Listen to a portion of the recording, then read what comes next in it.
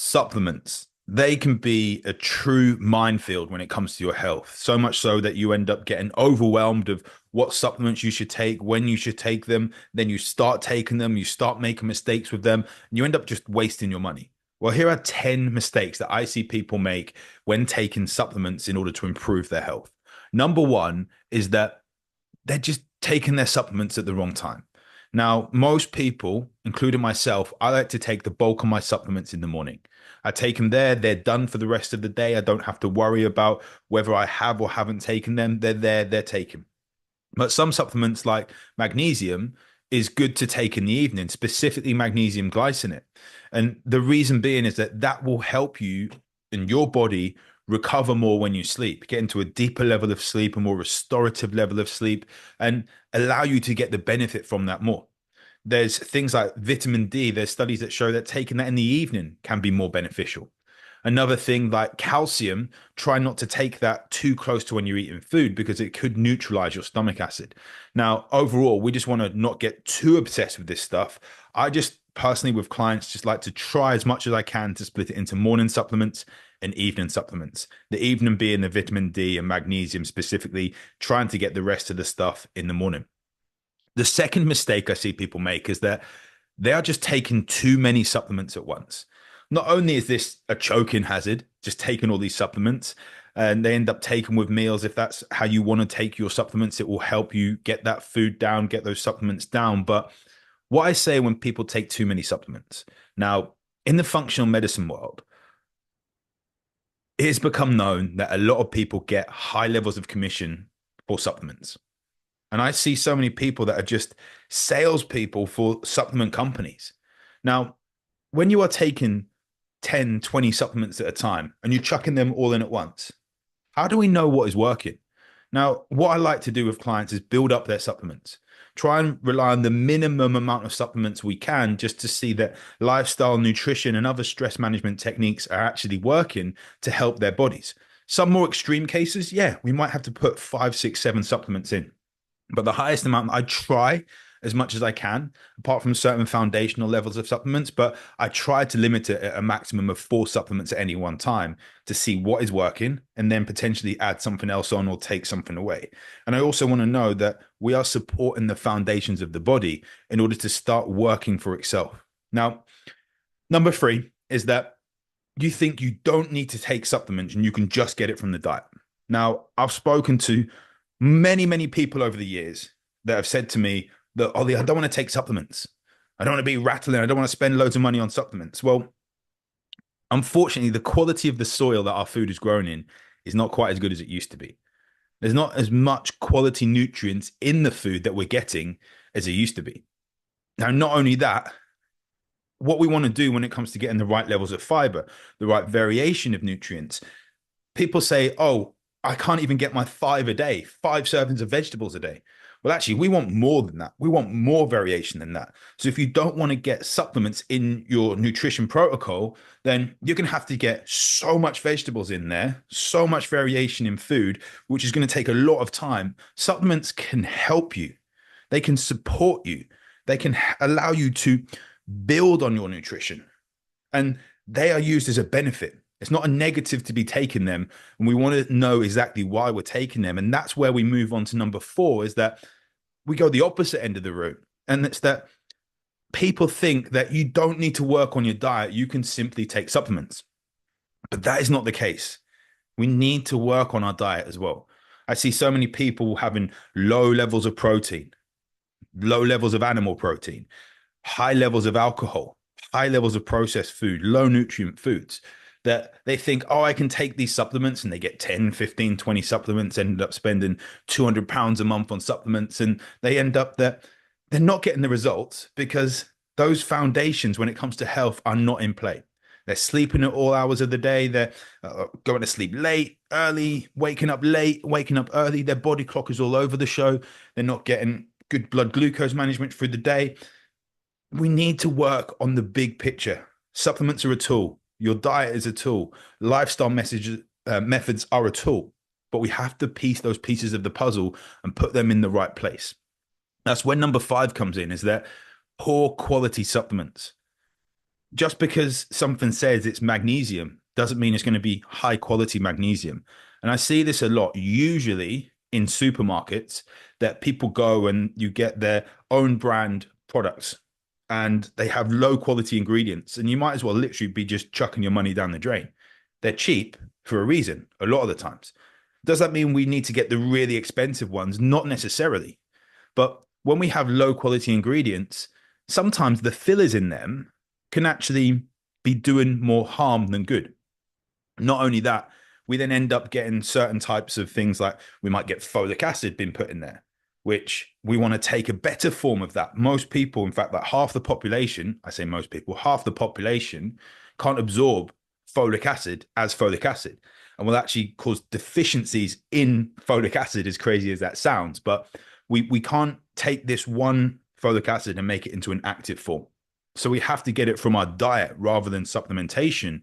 And if we do want to supplement, we need to supplement with an activated form of folic acid called methylfolate. Now, a lot of cheaper supplements aren't necessarily going to have that in there. So it's one to look out for, specifically in pre and postnatal vitamins. Now, we're going through pregnancy ourselves. And one of the frustrations I had with the NHS is that they give you this Vitabiotics. I don't care about saying the brand name because it's rubbish. It's a Vitabiotics prenatal vitamin with folic acid in low quality supplements. Why? Because that supplement company pays the NHS to give them out. So you go and buy more. Well, I may get like some negative comments for that, but that is a poor quality supplement. You need to look into getting the right supplement for your needs. And that's where we also have to look into what is this person also taking drug wise. Number 6 is they're mixing their supplements. People are mixing their supplements with drugs. Now, some people have medication that does one thing, and then they take a supplement that does the same thing. Now, medical wise, when you actually speak to doctors, general practitioners, GPs, like those people that are just going to send you to certain areas rather than actually look deeper into what they're doing, they might get frustrated with that. If you actually go to a specialist and you're taking metformin, but at the same time taking berberine, like that could have a double effect. Now, the frustration I have here is that the medical industry, I'm going to get like slaughtered for this, but the medical industry is going to prescribe drugs that the companies are paying them to prescribe. Now, if we actually look at supplements, specifically something like berberine, which is very, very good at helping your body support blood glucose levels, as well as being an antimicrobial, which is going to help your body inside your gut as well and help your whole system work. There are studies that show that berberine works just as effectively, if not more effectively, than metformin for diabetes or for blood glucose management. But, you know, let's prescribe the thing with the more side effects because that's a drug that we're getting paid for. I'm a bit frustrated about this stuff. Number 7 is you take certain vitamins, which are missing vitamins, which make those vitamins work effectively. Now, what I say is that magnesium needs vitamin D in its pathways in order to work. So I see people taking magnesium, but they're deficient in vitamin D, or they're not boosting their vitamin D levels throughout the year when it comes to winter, when there's lower sun exposure, because we're not outside as much. Or they take vitamin D without K2. Or if they're taking high levels of zinc, they might then have copper issues as a result. And what I like to do is like not chuck loads of extra supplements in there, is just get a good trace mineral nutrient that will help with those zinc, potassium, and magnesium, manganese, copper levels, and things like that. Number 8 is taking advice from people that are not qualified and do not know your individual needs. Every single person is different, which is why I haven't done a video that says take this amount of this medication or supplement and this amount of that supplement and that amount of that nutrient. I like to test with clients.